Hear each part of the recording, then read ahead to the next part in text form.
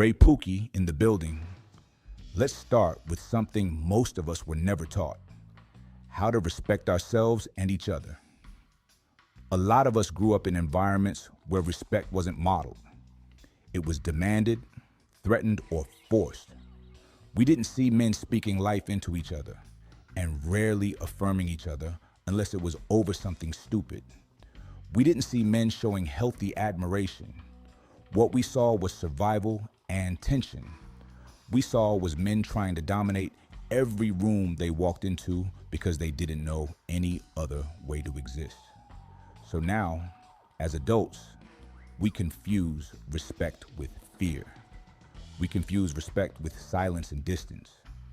But real respect isn't about intimidation. It's about recognition. Recognizing the humanity in another black man without feeling like it takes anything away from you. One of the biggest reasons we men struggle to respect each other is because we're constantly measuring ourselves against each other. Not openly, not verbally, but internally. We compare clothes, cars, physiques, careers, relationships, confidence, presence, everything. The moment we feel like another brother has something we don't, we get defensive, we get cold, we get distant. That's not hatred. That's insecurity dressed up as indifference.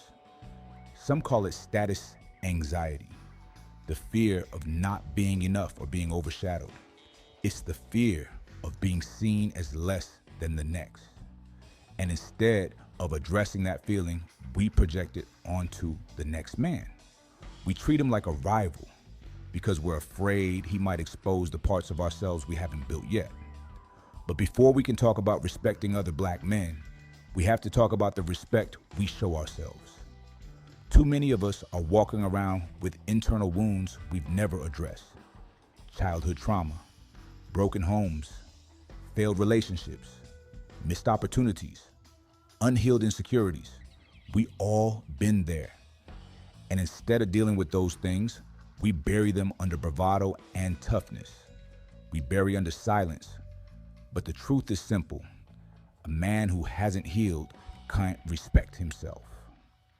And a man who doesn't respect himself will always struggle to respect another man. That's why we see so much tension between us. That's why we see so much ego and unnecessary aggression. It's not about the other man. It's about the man in the mirror. Until we fix that relationship, every other relationship will suffer. I know, I was off the chain in my younger years, but I've done a 180 and others can too. But check it. What about something subtle but powerful? Body language. Black men communicate entire conversations without saying a word. The head nod, the stare, the stiff posture, the guarded shoulders, the lack of eye contact, the quick scan from head to toe. These aren't random behaviors. They're survival codes. They're habits we picked up from growing up in environments where being too friendly could get you hurt, and being too open could get you taken advantage of. But now, as grown men, we're still using survival body language in safe environments. We are scanning each other like threats. Still, walking around with our emotional fists up. Respect requires us to unlearn that mess. Respect requires us to soften our posture without feeling weak. Respect requires us to acknowledge another brother without feeling exposed. A lot of black men don't respect each other because we're afraid to be vulnerable around each other. Not on some cute stuff. I'm talking about the vulnerability of admiration. The vulnerability of saying, bro, I see you. Or you're doing your thing. And stuff like, I'm proud of you. We think giving another man his flowers makes us look small. We think acknowledging another man's strengths makes us look weak. But that's backwards. Real men aren't afraid to recognize greatness in another man. Real men aren't afraid to uplift someone who looks like them or to show a little appreciation. Respect grows when ego shrinks. And too many of us are walking around with egos that are starving for validation but too prideful to give it. Some of the tension between black men didn't start with us. We inherited it. We inherited the idea that there can only be one successful black man in the room. We inherited the belief that another brother's rise threatens our position, or a mindset that resources are scarce, opportunities are limited, and success is a competition instead of a collaboration. That's why some of us can't celebrate each other. Some of us can't support each other or can't stand to see another brother shine. We're fighting battles that were handed to us. But respect means breaking that cycle. Respect means realizing there's enough room for all of us to win, and understanding that another man's success doesn't shrink your potential. It expands the blueprint at the very least. Respect doesn't always show up in big gestures. Sometimes it's in the small things: the nod, the greeting, the acknowledgement. Black men walk past each other every day without saying a word, without making eye contact, and not showing the slightest sign of recognition, and we think nothing of it. But those small situations matter. Those small moments build trust and community. Those moments remind us that we're not alone. A simple, "What's good, bro?" can shift the energy of an entire interaction. A simple nod can break tension. A simple acknowledgement can turn a stranger into an ally. Respect isn't always loud. Sometimes it's quiet and subtle.